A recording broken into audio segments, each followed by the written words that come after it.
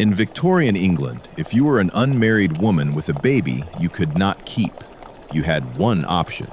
You placed an advertisement in the newspaper, and someone like Amelia Dyer would answer it. She would write you a warm letter. She would assure you she was respectable, married, that your child would have a safe and loving home. She charged a one-time fee, usually between £3 and £10. Once you paid, the transaction was complete. You would never see your child again. Amelia Dyer was born in 1837 in Bristol.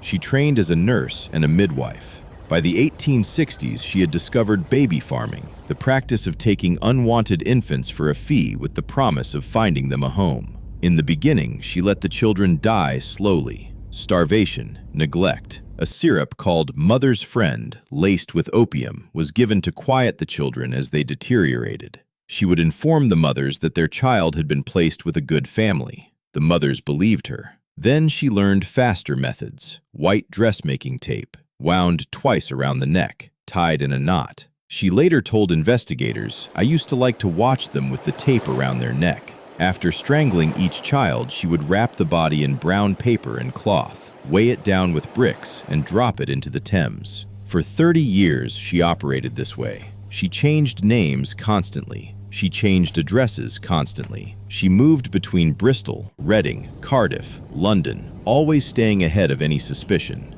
When doctors became suspicious of the number of children dying in her care, she was charged with neglect. 6 months hard labor. She served her sentence and returned immediately to baby farming, this time without involving any doctors. Between 30 and 40 infant bodies were pulled from the Thames in the year before her arrest. Investigators suspected they were connected, but without modern forensic techniques, without DNA, without the ability to link the tape or the brown paper to a specific person, they had nothing. Her downfall came from a single piece of brown wrapping paper. On March 30th, 1896, a bargeman on the Thames discovered a package floating in the water. Inside was the body of a baby girl aged between 6 and 12 months old, a white ligature around her neck. Detective Constable Anderson of Reading Borough Police examined the wrapping paper under a microscope. Faintly, barely visible, there was a name and address. It led directly to Amelia Dyer. Police placed her house under surveillance. An undercover operation was launched.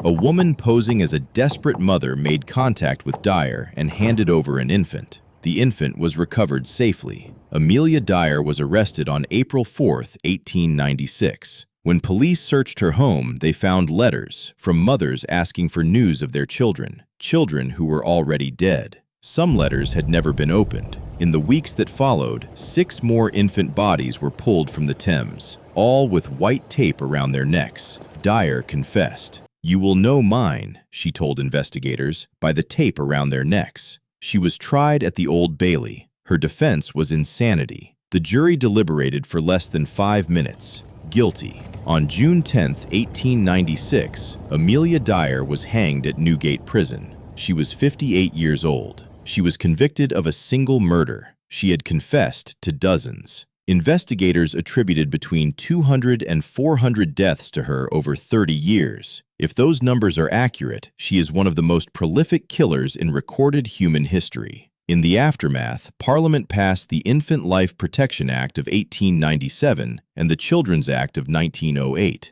laws that established the framework for modern child protection. Laws written because of what Amelia Dyer had done and because of how long the system had allowed her to do it. The question that historians ask is not whether Amelia Dyer was guilty. The question is how a woman killed between 200 and 400 infants over 30 years in one of the most developed nations on Earth and was only ever convicted of one. The answer is a system that made unwanted children invisible, that gave desperate mothers no alternatives, that looked away because looking directly was too uncomfortable. Amelia Dyer did not operate in the dark. She advertised in newspapers. She met mothers in person. She received letters asking about children she had already killed. She operated in plain sight for 30 years. This has been Dark Verdict. The case is closed. The question is not. Leave your thoughts in the comments below.